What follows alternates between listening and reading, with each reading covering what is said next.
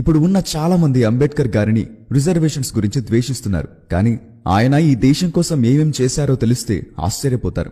ఏం చేశాడు? రాజ్యాంగాన్ని రాశాడు, అంతే కదా.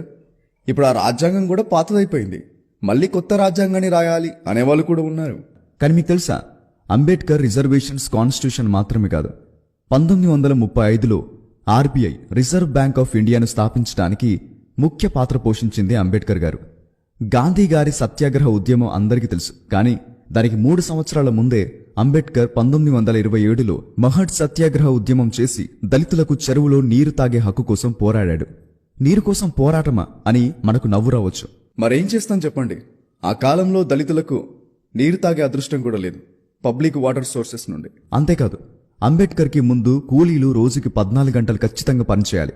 కానీ అతను 1942 నుండి 1946 వరకు లేబర్ ఇన్ ద వాయిస్రాయ్స్ కౌన్సిల్లో మెంబర్గా ఉన్నప్పుడు ఆ టైంని 14 గంటల నుండి 8 గంటలకు మార్చాడు. ఇప్పుడు 8 గంటల పని సమయాన్ని పాటిస్తున్నారంటే కారణం అంబేద్కర్ గారు. కొలంబియా యూనివర్సిటీ గురించి మీకు ప్రత్యేకంగా చెప్పనవసరం లేదు. ఆ యూనివర్సిటీలో టెక్స్ట్ బుక్గా అంబేద్కర్ గారి వెయిటింగ్ ఫర్ వీసా అనే బయోగ్రఫీ బుక్ని బోధిస్తున్నారు. ఒక భారతీయుని జీవితాన్ని అంత పెద్ద యూనివర్సిటీలో బోధిస్తున్నారంటే ఎంత గొప్ప విషయమో కదా. అంతేకాదు, లండన్ స్కూల్ ఆఫ్ ఎకనామిక్స్లో 8 సంవత్సరాల కోర్స్ని అంబేద్కర్ గారు కేవలం 2 సంవత్సరాల 3 నెలలకే కంప్లీట్ చేశారు. అంతేకాదు, ఈ మధ్య ఆర్టికల్ 370ని మోడీ గవర్నమెంట్ తీసేసింది అని తెలుసు.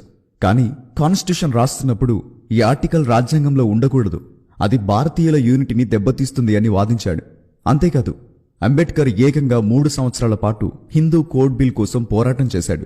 ఈ హిందూ కోడ్ బిల్ వల్లే ఈరోజు భారత మహిళలకు తల్లిదండ్రుల ఆస్తిని పొందుకునే అవకాశం వచ్చింది. దీనివల్లే మహిళలకు విడాకుల హక్కు, భర్త చనిపోయిన ఆడవారికి మళ్లీ పెళ్లి చేసుకునే హక్కు, ఆడపిల్లలను దత్తత తీసుకోవడం, కులాంతర వివాహాలు చేసుకోవడానికి హక్కులను సంపాదించారు అంబేద్కర్ గారు. అంతేకాదు, ఈ రోజు మన ఇళ్లలో కరెంటుండటానికి, పొలాలలో సాగునీరు ఉండటానికి కారణం కూడా అంబేద్కరే. నిజంగా ఆశ్చర్యపోతున్నారు కదా. Damodar valley project, Bhakra Nangal dam project, the Son river valley project మరియు హిరకాడు డ్యాం ప్రాజెక్ట్ నిర్మాణాలలో కీలక పాత్ర పోషించారు అంబేద్కర్ గారు. సాగునీటి ప్రాజెక్టుల కోసం సెంట్రల్ వాటర్ కమిషన్ను స్థాపించారు. అంతేకాదు, సెంట్రల్ టెక్నికల్ పవర్ బోర్డ్ సిటిపిబిని స్థాపించింది కూడా ఆయనే. ఒకసారి మన బీజేపీ లీడర్ అయిన సుబ్రహ్మణ్యం గారు అంబేద్కర్ గారి గురించి ఏమన్నారో వినండి. Ambedkar is an example who should be called a Maharishi or a Brahmin. He should not be called a scheduled caste because he was a scholar. చూశారు కదా, ఇంకా ఎన్నో ఇలాంటివి మన దేశం కోసం చేశారు అంబేద్కర్ గారు. అతను ఈ దేశంలో పుట్టడం ఒక అదృష్టంగా భావించాల్సింది పోయి చాలా మంది ఆయనను అవమానిస్తున్నారు. చరిత్ర తెలిసిన వారికి మాత్రమే తెలుసు, అంబేద్కర్కి మించిన దేశభక్తుడు లేడని. ఆయన కేవలం దళితుల కోసమే పోరాడలేదు, ఆయన భారతీయులందరూ కలిసిమెలిసి జీవించాలి అని కోరుకున్నారు. ఇంత చెప్పిన తర్వాత కూడా మీరు అంబేద్కర్ గారిని ద్వేషిస్తే ఇక అది మీ ఇష్టం. ఈ వీడియో ద్వారా ఎవరైనా బాధపడి ఉంటే నన్ను క్షమించండి. జై హింద్, జై భీమ్ అండ్ జై భారత్. ఈ ఛానల్లో మీకు హిస్టారికల్ వీడియోస్, అదేవిధంగా ఇన్ఫర్మేటివ్ వీడియోస్, ఇంట్రెస్టింగ్ ఫ్యాక్ట్స్ అన్ని కూడా మీకు ఈ ఛానల్లో దొరుకుతాయి. కాబట్టి నేను పెట్టే ప్రతి వీడియో కూడా మీరు మిస్ కాకుండా ఉండటానికి ఇప్పుడే మా యూట్యూబ్ ఛానల్ని సబ్స్క్రైబ్ చేసుకోండి. ఎందుకంటే ఫేస్బుక్ పేజ్లో మేము వీడియోస్ తక్కువగా పోస్ట్ చేస్తూ ఉంటాం. నేను చేసే ప్రతి వీడియో కూడా యూట్యూబ్లోనే ఫస్ట్ రిలీజ్ అవుతుంది.